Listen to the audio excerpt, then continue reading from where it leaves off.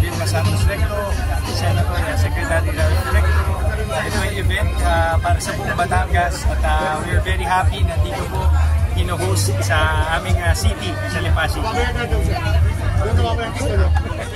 So, maraming 3-day event siya, maraming invited na artists, tulungan. Ito ay para makita ng iba't ibang bayan din sa Calabarzon na dito sa Batangas meron kami tinatawag na Barako Festival, different events na mag-i-enjoy lahat para sa tourism na rin ng Batangas, and syempre sa amin bilang host city na Lipa, we are very happy to host the Barako Festival. Ang impression ng iba kapag Barako lang pinopromote dito, ano yung mga activities? Hindi, napakaraming activities. Syempre Lipa is very commercialized na ngayon, napakarami ng development and maraming schools, hospitals, and so gusto rin namin ma-promote na marami ng negosyo dito, maganda rin tumira na rin sa Lipa.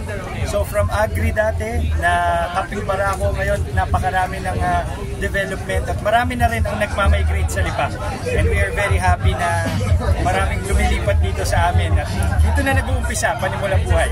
Dati parang pinoproblema yung traffic, pero ngayon may diversion road na bubuksan. Yan nga po, dahil sa tulong, pagtulungan, meron kaming secretary, maraming kakampi sa national government, ang daming bypass roads, ang daming national roads na ginagawa. Siguro in a few years, 3 to 5 years, pag natapos lahat, makikita nila yung difference sa traffic. Nagkataon lang naman sa Lipa, kami ay daanan ng lahat ng bayan. Pag papunta kayong Padre Garcia, papunta kayong Rosario, Ibaan, San Jose, dito talaga kayo dadaan sa Lipa. So hindi may iwasan din yung traffic. Vice Mayor, bakit po kayo nakitiket po sa mga rep po? Ano po? Bakit po kayo nakitiket? Ano po ang dahilan? Yung una ko po, 2019, simula first time ko pong pumasok sa politika, nakatiket na ako sa kanila at nakita ko kung gaano kaganda yung development under their help, under their administration. So I'm very happy and proud na maging part ng ticket ni Sen. Ralph Recto at Vilma Santos. Ano pong support ang binibigay sa inyo ni Alex ngayong tatakbo kay Vice Mayor? Suporta, siyempre yung social media na, sobra-sobra na yun. At madalas, pumunta rin siya dito sa Lipa, nag-iisip ng mga ideas para sa akin. Sobra support ka na aking asawa.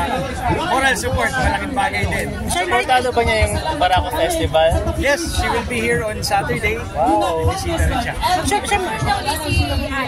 Okay na siya, pwede na siya, naka-recover naman. Sir Mikey, okay naman.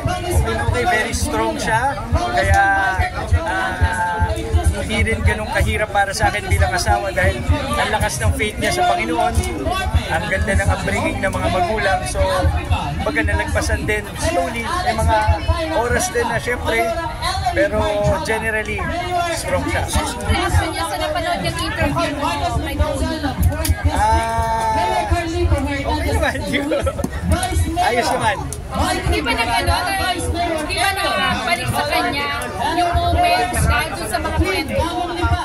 Actually, hindi pa namin talaga personally na pag-uusapan yung kung napanood pa na kung anong feelings natin. I think generally okay na kami. Vice, ano po ang reaction niyo? Busy kayo sa campaign, so wala pang honeymoon din. Wala muna. Pero pag may mga oras na kami, tuloy lang, everyday, basta magkasama kami, honeymoon day. Sir Mike, ano lang feeling nyo, Vice, no, na ang daming netizens na positibo po yung naging reaction po doon sa ginawa yung interview? Sobrang overwhelming at ang sarap sa pakiramdam dahil ang dami nagbibigay ng advice, ang dami nagdadasal. So, yun lagi, kahit saan naman ako pumupunta, humingi ako lagi ng prayers, unay Diyos. So hopefully, susunod, mabiyayaan ako. Kakaroon po yan. Maraming salamat po. Salamat po. Thank you, Mike. Salamat po, sir.